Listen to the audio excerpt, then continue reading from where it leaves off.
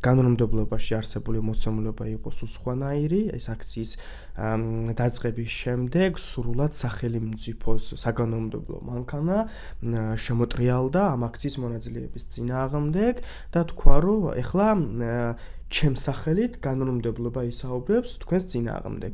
და რა დავინახეთ ჩვენ, რომ არსებული სისხლსამართლის ნორმების არაგეთესენდეციარი განმარტებები გაჩნდა, რომელიც პირდაპირ სისხლსამართლის კოდექსიდან არ იკითხება, რაღაცა არარსებული სტანდარტებით მოხდებირების დაკავება და სასამართლო სისტემა ამაში სრულად არის ჩართული და უგანონობას აგანონებს.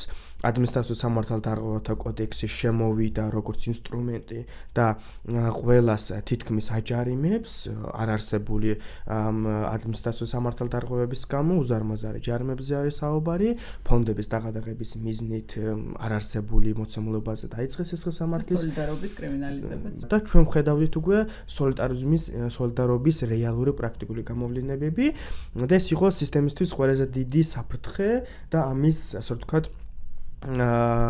კრიმინალიზაციის მიზნით დაიწყო ასე ვთქვათ სისტემამ, რომ ეს სოლიდარობა ჩემთვის საფრთხეა და აქედან გამომდინარე რაღაცა ფორმით ამის კრიმინალიზაცია უნდა მოვახდინო.